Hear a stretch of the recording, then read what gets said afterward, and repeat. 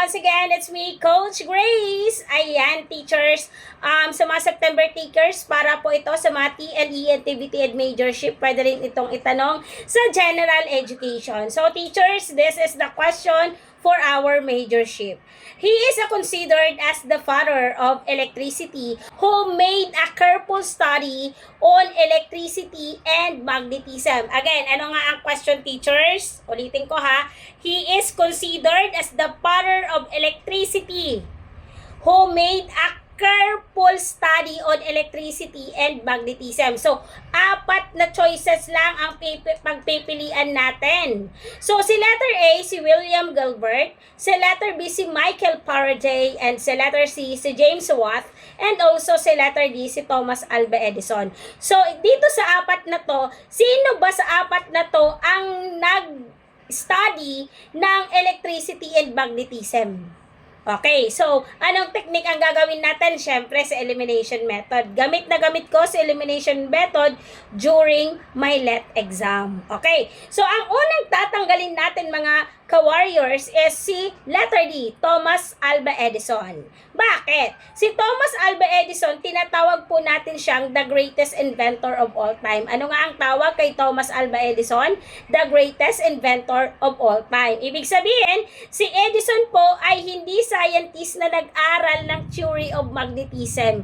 Because si Thomas Alva Edison po, siya ay isang inventor. Ang trabaho niya ay gawing useful at maging commercial yung electricity. Ano yung naging major contribution ni Thomas Alva Edison? Ang naging major contribution ni Thomas Alva Edison is na-invento niya po yung practical incandescent lamp, yung mga phonograph, yung mga motion picture sa camera.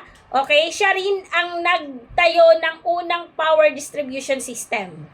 Si Thomas Alva Edison. So, kumbaga, bakit mali? Gumamit siya ng application ng electricity, pero hindi po siya ang nag-aral nito at nagpangalan nito. Kaya mali po si Thomas Alva Edison. Okay po, ligwak sa letter D.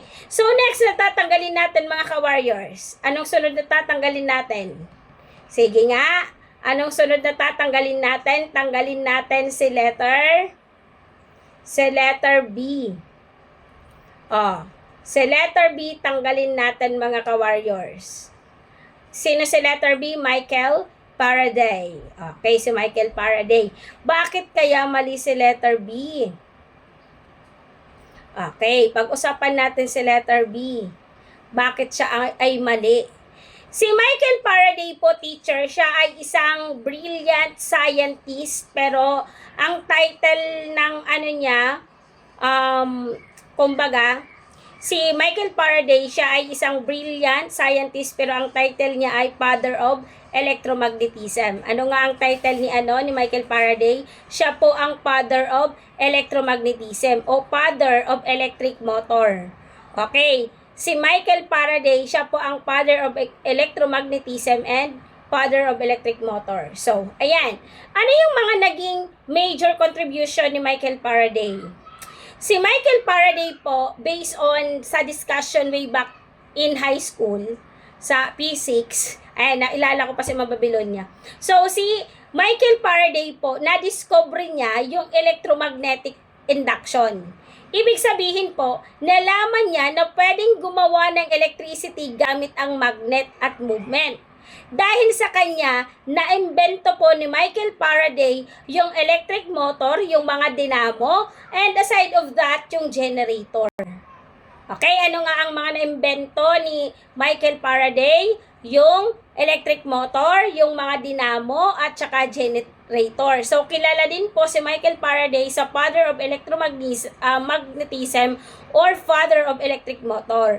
So, bakit hindi siya yung tamang sagot? Bakit hindi siya yung tamang sagot? Kahit kung tutusin, malaki ang contribution ni Michael Faraday.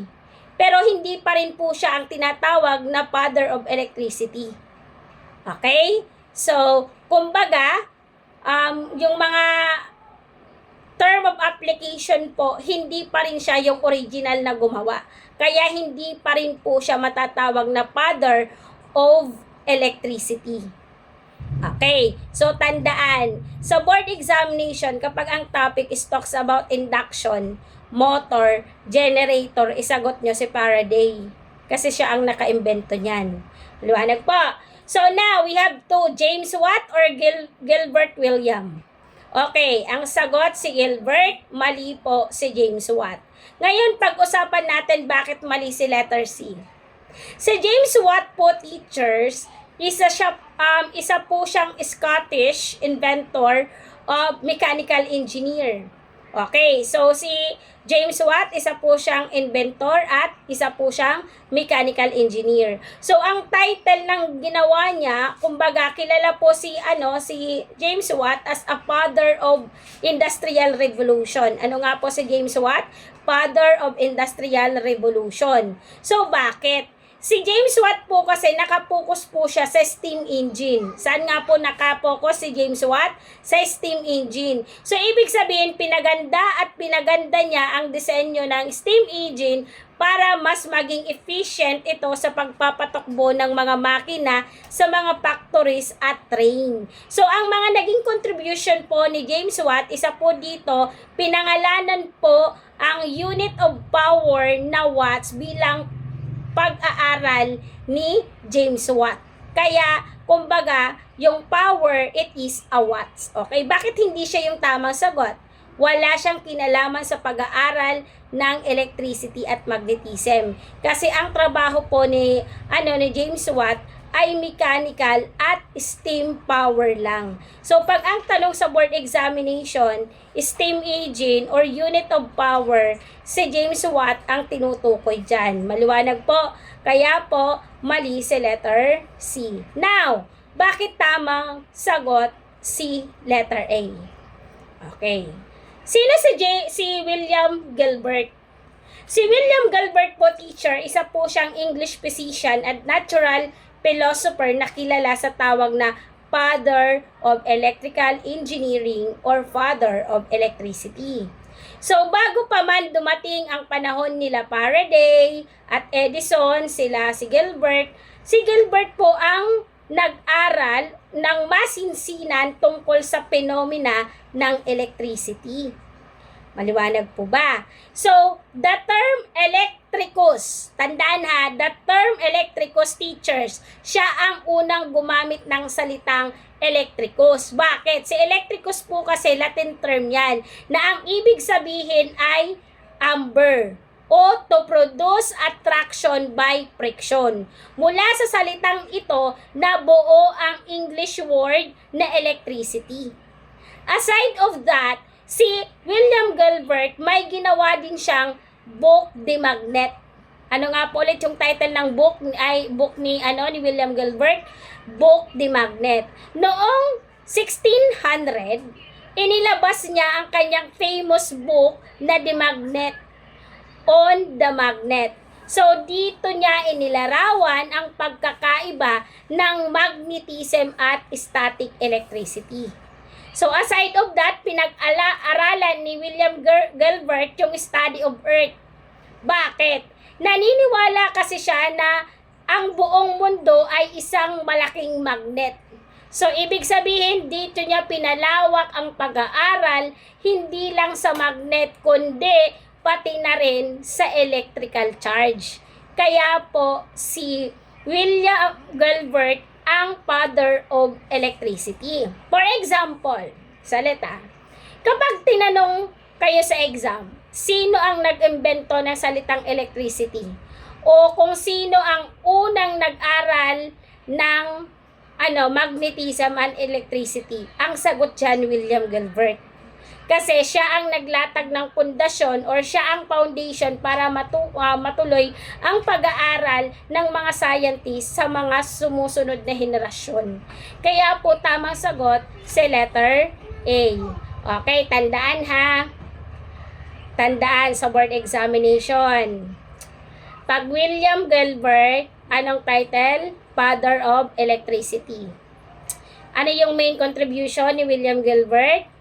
The term electricity studied amber and magnetism or the magnet. Okay po. So, that's the William Gilbert. So, pag sinabi namang Michael Faraday, ano yung nickname or title ng gawa niya? Father of electromagnetism. So, ano yung pinaka-main contribution ni Michael Faraday? Is electromagnetic induction, ano pa? Electric motor and generation. O pag sinabi naman nating James Watt, anong nickname? Father of Industrial Revolution. Ano yung pinaka-main contribution ni James Watt? Steam engine. Ano pa? Unit of power. O pag sinabi nating Thomas Edison, anong nickname niya? Ano yung title na ginawa niya? The Great Inventor. Ano nga po? The Great Inventor. So, ano yung keyword? Ano yung main contribution niya? Light bulb, phonograph, practical application. Okay, so yun. O pag sinabi kong William Gilbert, anong sasagot? Father of electricity. Ano yung main contribution? The term electricity studied by amber and magnetism or the magnet. So, ayan teacher, lagi niyong tatandaan, no? Pag sinabi kong Father of Industrial Revolution, Father of Industrial Revolution, anong sagot? James Watt. The Great Inventor, Thomas Edison. Father of Electricity, William Gilbert. Father of Electromagnetism, Michael Faraday. Okay, ano yung pag sinabi kong studied of electricity and magnetism? Ang sagot, William Gilbert. O, electromagnetic, induction, electric motor, generator. Anong isasagot?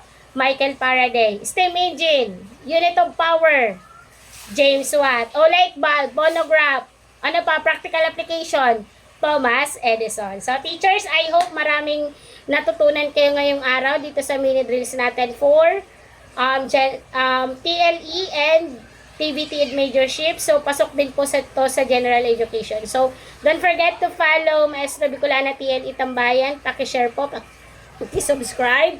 And then, also, sa aking YouTube channel, Maestra Bicolana TLE Let Online Review.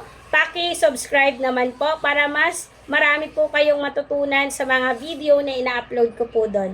Thank you so much and God bless. Mabuhay.